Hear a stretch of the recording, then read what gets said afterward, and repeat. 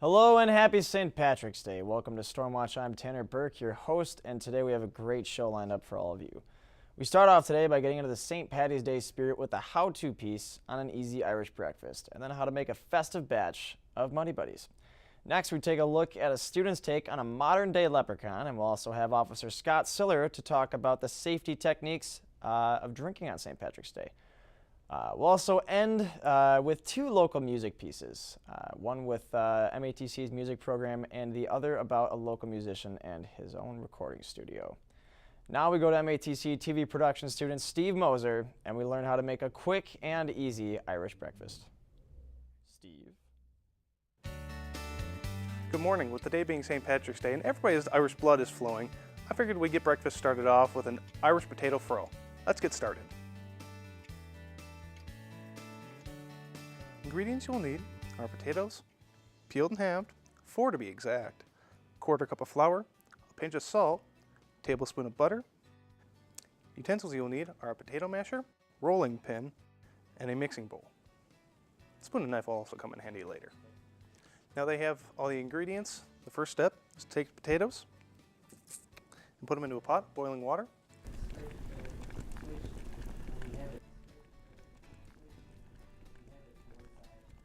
Once you've brought the potatoes to a boil, turn the heat down just a little bit to a simmer and wait 20 minutes. With your potatoes cooked and drained, which I've already done for today, we'll take our potato masher and mash the potatoes until smooth. With the potatoes fully mashed, we now move them to the mixing bowl. We then take our 1/4 cup of flour, our pinch of salt, and tablespoon of butter and combine them in our mixing bowl. Mix thoroughly in bowl. Make sure to get all ingredients mixed in. After mixing, place dough on table lightly covered in flour and knead for roughly 1 minute.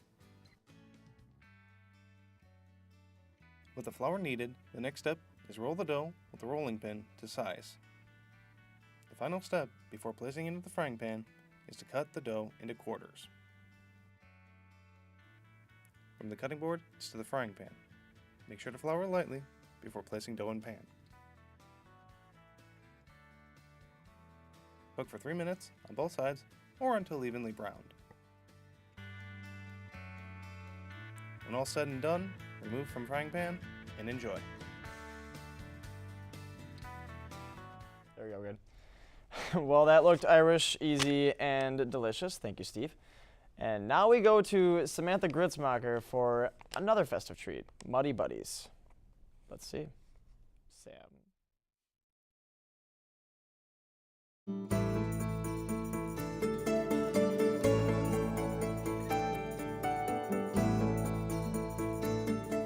This is a quick and simple treat to make for St. Patrick's Day. For this simple treat, you will need 1 large bowl, a small bowl, measuring cups, mixing spoons, a cake pan, wax paper, a Ziploc bag, green food dye, rice Chex cereal, white chocolate chips, peanut butter, butter, powdered sugar, green candy-coated chocolate candies, and Lucky Charms marshmallows. First, you'll take your large bowl and fill it with 4½ cups of rice Chex cereal. Then set it aside. In your small bowl, you'll take 1/2 cup of white chocolate chips, 1/4 cup of the green candy-coated chocolate candies, 2 tablespoons of butter, 1/4 cup of peanut butter. Then you'll place it in the microwave on high for 1 minute, uncovered.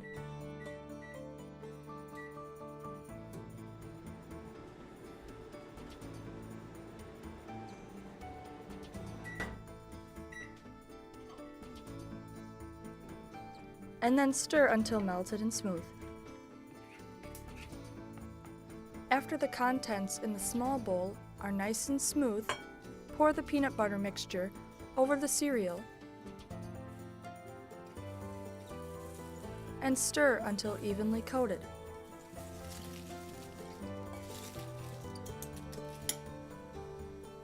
Once the cereal is evenly coated, place half of that cereal mixture in a sealable food storage bag and add 1/3 of a cup of powdered sugar.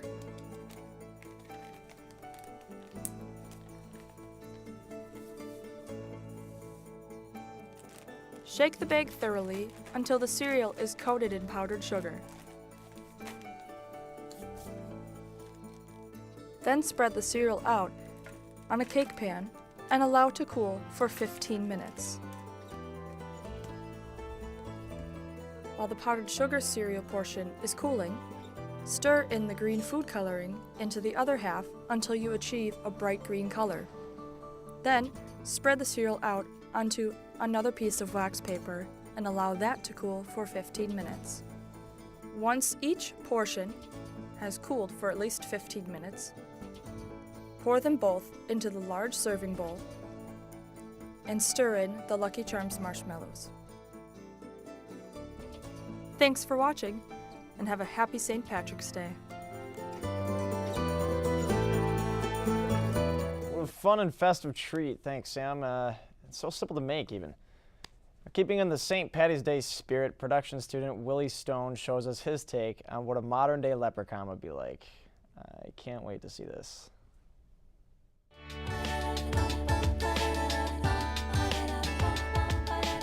Happy St. Patrick's Day. I'm a leprechaun, obviously. But, you know, there's a lot of things that people don't know about actual leprechauns. I'm an American leprechaun. Never even been to Ireland. Seamus and Agnes drove me over on a boat, but I wasn't even born yet. Still in the womb. Another thing. You know that pot of gold stuff they keep talking about? There's no such thing as a pot of gold. I have a bank account. American bank account. And about, you know, all those little leprechauns running around making shoes and stuff. Cobbling? I don't even know what that means. I like peach cobbler. American.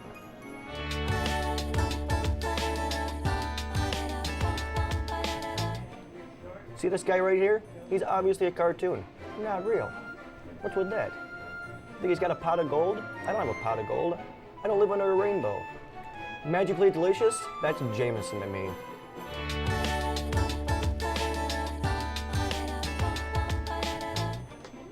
In all seriousness though, there is one thing that you guys did get right about the leprechauns. Magic power!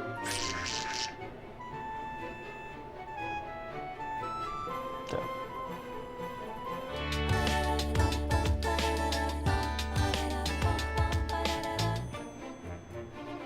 Well, that certainly was creative. Thank you, Willie.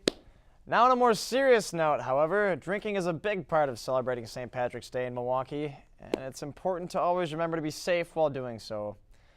We go now to a safe drinking production by David Kay. St. Patrick's Day is when we all become a little Irish. Some people celebrate with parades or going to concerts, but more often than not, people find Ireland in the bottom of a drink. What does this mean for college students?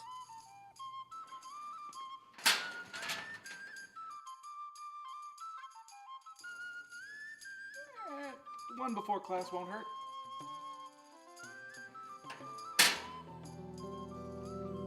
But it can hurt.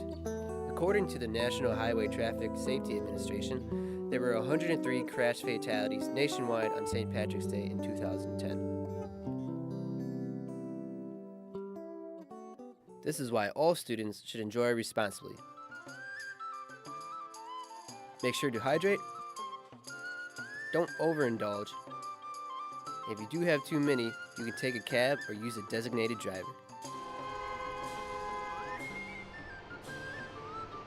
To keep the city of Milwaukee safe, Miller Lite is sponsoring free bus rides on all routes this St. Patrick's Day from 6 p.m. until the end of the day.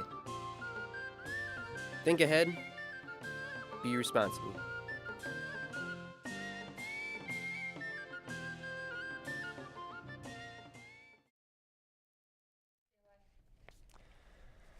Now with me is Officer Scott Siller.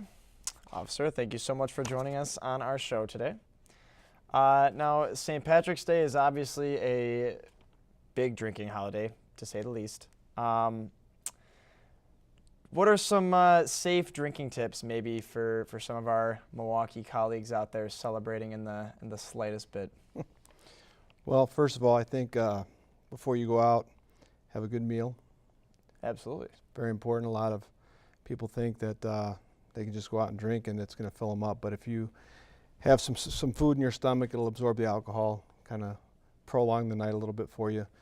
Try to drink a lot of water in between drinks. I recommend to drink an hour. I know that's hard to do, but in Milwaukee, come on. unless you've made plans, you know, a designated driver, a cab, something along those lines, then, you know, go out and have a good time. But definitely don't get behind the wheel if you've been drinking more than a drink an hour or longer than 2 or 3 hours. Absolutely. And to get on that, drinking and driving obviously is an extremely serious matter. What are some potential options to prevent drinking and driving, or I guess, what do you recommend for somebody who slowly realizes that they may have had too much? Well, usually once you realize, first of all, again, going back, you got to have a plan before the day, New Year's Eve, St. Patrick's Day, even a Friday or Saturday night. If you know in advance that you're going to stay at a friend's house, leave your vehicle there, take a cab there, get dropped off wherever you're going to be drinking, it just makes everything so much easier. But if you're sitting at the bar and you drove there and you feel like you've had too much to drink, you are way beyond a .08. Generally speaking, you'll hit .08 before you realize it. I mean, I've heard people say, yeah, I was buzzing, but I don't think I was above the legal limit. If you feel like you're buzzing, you are definitely above a .08. So good to know. And to sit there and say, okay, well, if you stop drinking, and let's say it's 10 o'clock, 11 o'clock at night, it takes your body about an hour to metabolize 0.015 of the alcohol. So let's say you got up to 0.20 or 0.02, I should say. I'm sorry, 0.20. Right. Let's say a 0.15, which is a little more realistic. It's going to take, I mean, you won't be below 0.08 until 3, 4, 5 in the morning. Till the next day. Yeah, right. Exactly. So till long after you would have passed out right. from your drunken stupor. So that's why I say have a plan, because generally speaking, once you start feeling like you're intoxicated, you're way above the legal limit. Yes. Good to know. Keep that in mind out there in Milwaukee. Now, for people who don't take tips from yourself or myself, what are some of these consequences of drinking and driving? Well, first offense, drunk driving, as long as you're below 0.15 is going to be a ticket around $800. But the implications from that initial arrest is really what is more cost. You know, the insurance. Nowadays with the negative stigma with drunk driving, it'll be on your record. You know, finding employment's going to be hard. Even if the employment or your chosen field has nothing to do with driving, people just look down upon somebody with a drunk driving record. It just isn't good. It shows that you had poor judgment, you know, etc. But if you're above a 0.15 on your first offense, the courts can make you have one of those devices you have to blow in, an IID. That's on your first offense if you're above a 0.15. Beyond that, it becomes a criminal offense. Okay. You know, your third drunk driving could be a felony if you have, say, a passenger in the vehicle that's under the age of 16. It's a felony for your third offense. You don't want that. No. No, none of that sounds good. No, and believe me, you know, it happens. We all have friends and family that you know have been affected by a drunk driver, whether or not they were the suspect or a victim of a drunk driving accident. We all know somebody. Absolutely. I mean, it's a sad reality, but that's all we can try and do is prevent our friends from making the mistake of inflicting that upon themselves and our own friends and family. Right. Now, do we have any plans to celebrate St. Patrick's Day for Officer Siller? I'm going to head out to Vegas on Wednesday for March Madness, and then my celebration will begin. All right. There. So no, not tonight. That sounds pretty good to me. Should be pretty fun. Enjoy your trip in Vegas, and enjoy the rest of your St. Patrick's Day. Officer Siller, I want to thank you for coming on again today. It's always a pleasure We always want to keep everyone safe out there in Milwaukee, obviously. That's a lot of great information to help keep your drinking habits safe. And really think about that as you're celebrating St. Patrick's Day, because I know how it is. We all do. But an example of practicing this comes from my friend Matt Kenner and his typical versus realistic drinking commercial. Matt. A night with the fellas. For many guys, this has become a rare occasion. When this occasion does happen, you can't just drink anything. Hey, you going Vegas? You need something that's strong enough to satisfy your manly taste, yet smooth enough to appeal to the ladies. Introducing the new vodka, reserved specifically for those who aim high and never settle. For those lone wolves who want to separate from the pack and live to the fullest. Imported straight from France. Noir Watar. Guaranteed to get that Saturday night started off right. This St. Patrick's Day, pick up a bottle of Noir Watar. Noir Watar.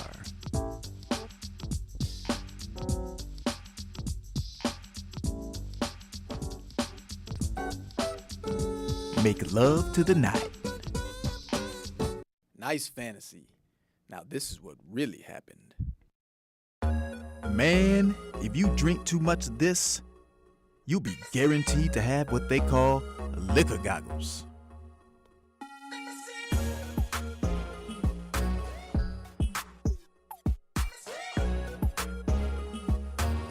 Other symptoms could be loss of coordination, wearing pots and pans on your head, or you could end up talking to a refrigerator.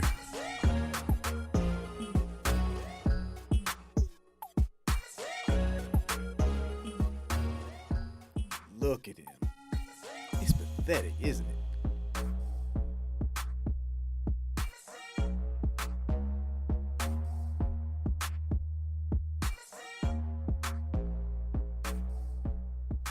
He ain't even really on the phone. There's no one there.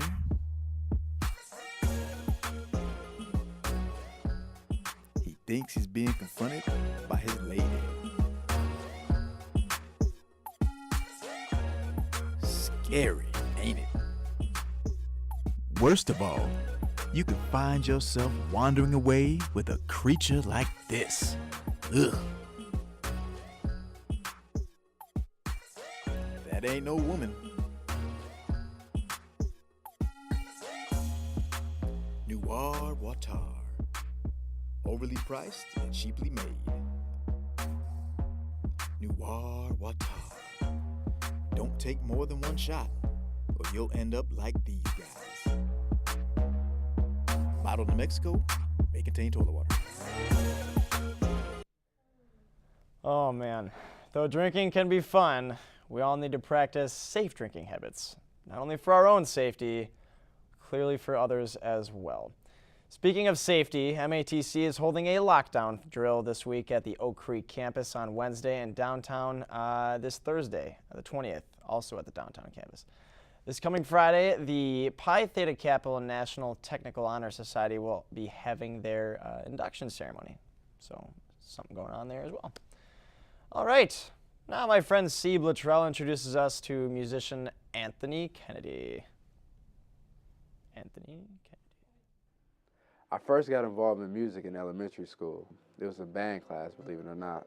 A friend of mine, Ben, talked me into joining a band, you know, just to get out of class or whatever, but that ended up leading to me playing piano. Like, I initially started off playing trombone. The trombone section happened to be right next to the piano. And there was a couple guys who used to play after class, and I kind of used to, you know, like memorize the notes and play along with them. And then that's kind of how my, you know, they recognized my ability to play by ear and have like perfect pitch and recall notes. You know, then from then on, I always just been playing and putting my attention in acoustic instruments. So I started with piano. I kind of dabbled with guitar a little bit. I'm still learning. You know, I play a little drums, and you know, I just do whatever I can instrumentally to have growth in my musicianship. As far as starting the studio, we just recently began taking on clients February 2014, so it's been less than a month. It's still under development, you know. There's some adjustments that need to be made and, you know, some stuff that we want to add as far as instrumentation and compressors and stuff like that, but, you know, that'll come with time.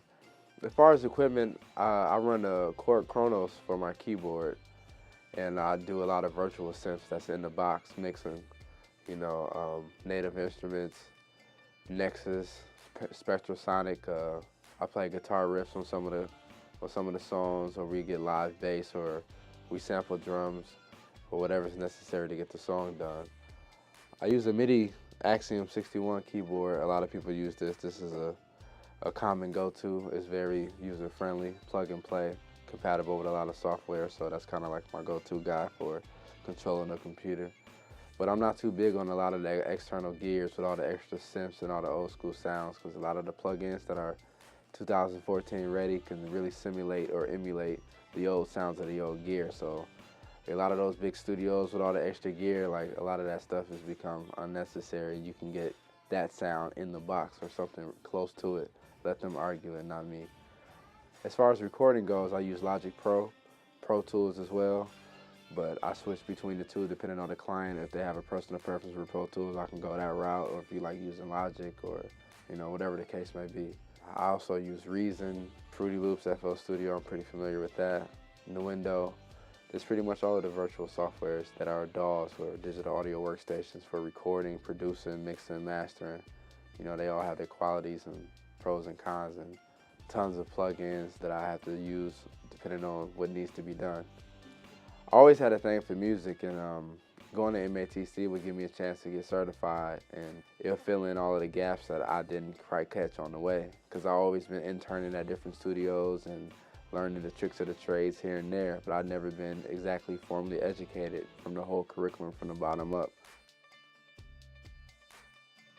Well, we're almost out of time, but staying on the topic of music now, as Abdallah Aquad shows us the music program here at MATC. Abdallah? I joined because I've always enjoyed music. When I was a kid, I started doing music when I was about 5 years old. And then from there, I knew, I guess when I was about a teenager, I realized it was something I could possibly do and make money doing. So I knew I needed the skills. I started to try and teach myself. You know, just here and there, picking up things, going on YouTube, so on and so forth. But you can only learn so much from YouTube. I mean, at a certain point, you realize if I'm going to do this, I have to make sure it's something that I get the actual training, the actual knowledge from someone who's done it before. Well, there's a lot of students that have graduated from the program that are working in industry. Locally, we've got Hal Leonard Publishing, which is the largest print publisher in the world. They're right here in Milwaukee, and a number of our graduates work there. And some of our students work there, actually, current students. So I will say that coming back was a really positive decision, and music in general has always been a positive place for me in my life. So coming back to the program, really making it something that it's something that I enjoy. So then it makes it something that I really thought was it just was a perfect fit. Yeah, so for more information on MATC music, you can of course go to the MATC website, matc.edu, but you can also go to our department website, which is simply matcmusic.com, where we have a lot of information about our program, contact information, and also there's a blog on the page that shows a lot of our former students and graduates and what they're doing, what they've been up to. Whether you're interested in front of the microphone or behind a mix board, MATC can help you get started on your career path. Abdallah Al-Gaoud, Stormwatch. Thank you all for joining us for this episode of Stormwatch. A special thanks again to Officer Scott Siller. I want to wish you all a happy St. Patrick's Day and a safe one at that. Again, watch your drinking and stay safe out there. See you next week.